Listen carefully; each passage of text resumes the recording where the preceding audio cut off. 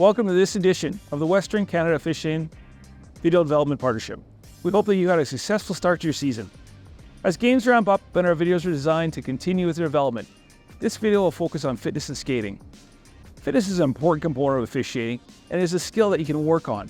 Officials work hard all summer to prepare for the season, and now that we are in the season, it's also important to work on our fitness and maintain our fitness. If we are not conditioned as well as the players, or better than the players, then late in the game in the third period, we get tired and we lose focus, and that's when we make mistakes. That is why conditioning and fitness is so important. Let's hear from some of our partners.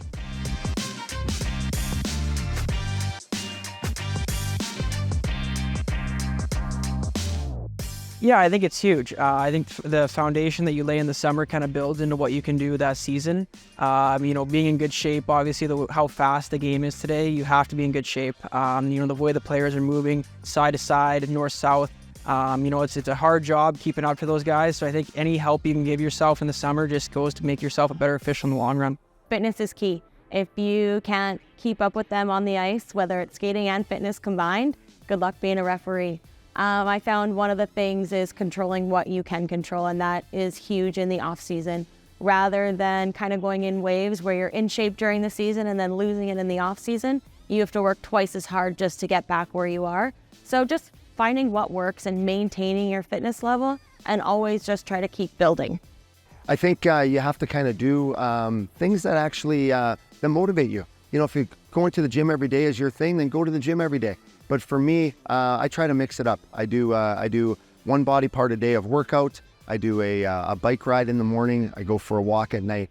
People are busy. They have busy schedules. They have busy times. We're trying to show them that within 15 minutes, 12 minutes, 10 minutes, 18 minutes, you can get a real good workout in, get your heart rate up, get your body moving in athletic ways. That will translate both in life and on the ice.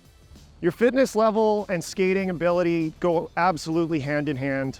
Gone are the days of being able to show up to the rink and just tie up your skates and go. And it's not a 1 day or 1 week adventure.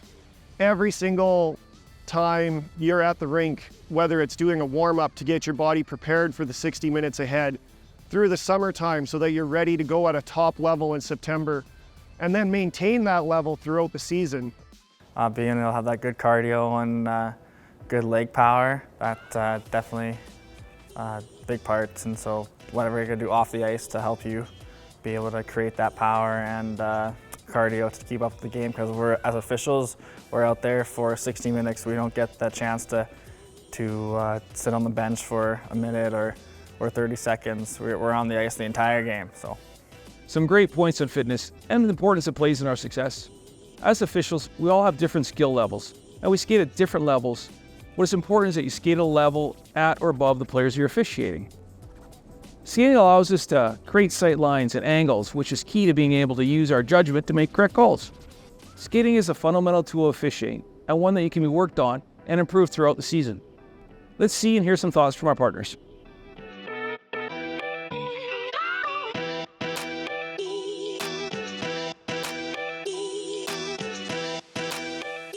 You got to be able to skate to where players can make plays. I mean, that's what this is all about. So make sure you're in a way that the player can make the best play that they can. Don't cut off a lane. Don't cut off a passing lane. But you got to be able to skate to get to those spots to allow the player to do it, right? So within structure, you're going to have to make adjustments within the structure we give you for that. And your skating is going to be the tool that gets you to those places. For officials, we got to be able to keep up with the game. Every year, every season, it seems to be getting faster and faster, and the athletes are putting in the work in the off season and during the season. So I believe as officials, we should be doing the same, just to put ourselves in good positions. We owe it to the players, we owe it to the game. So whatever we can work on to be ahead of the play is crucial. Skating as an official is, although it's similar to skating as a hockey player, there are several differences. An official has to be much more agile, especially down in the corners. It's not one directional like a defenseman or a forward. So that lateral movement and the ability to go forwards and backwards, those are important tools to develop as an official. And we have hockey players that try their hand in officiating, and they understand pretty quickly that it's different without a stick in their hand, and going in straight lines. It's a lot more, change of direction, and not just change of direction, but looking in different areas and then being aware all over the ice and just not just where you're supposed to go as a player. So I think it would benefit a hockey player to officiate for sure because of the way that you skate and the way that you have to look as an official. We're the only sport that requires a skill set to do. Basketball referees can just walk or run, same as soccer and everything else. We actually require a skill set. It's a mandatory skill set. If you don't have it, you can't do the job. I think it's never been more important. The fitness and skating, no matter what, if you don't have them, you're not going to be able to skate. The kids have never been more conditioned, and by kids I mean the Western Hockey League players, the pro players. They're on the ice every single day, and it's insane to think that we can only go out, on weekends and catch up to them. So I think it's all the more important to realize that we need to skate like the players, train like the players. I think skating is everything when it comes to officiating success.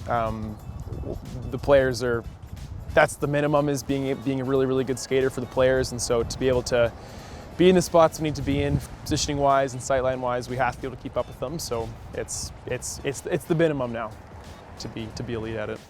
If you're fit and if you're a good skater, those are two less things that you have to focus on in a game that moves with tremendous speed. Because if you're having to focus where you need to be, as opposed to just reacting because you have put the reps in and you've taken the time to make yourself as proficient as possible, that's just more an element you have to worry about, as opposed to just judging a play because you've taken care of things that you can control. The officiating is a 365-day-a-year commitment. You can't take time off because the players don't, and we don't get 30-second shifts. We have to be out there for 60+ minutes. And if you're not in good shape, your mental side of things are going to slip. So it's expected at this level, and as they continue to increase, that you're in just as good a shape or better shape than the players. And if you want to have success, you have to have fitness and good skating skills. This episode, we've witnessed some important video and comments on why it's important to stay strong in your fitness, and why skating and working on skating are important for your development, and ultimately your ability to progress in your officiating career. We hope you learned some valuable tools that will push the season forward for you. We wish you great games, safe travels, and most importantly, have some fun in the arenas. Till we see you in the next video, enjoy hockey.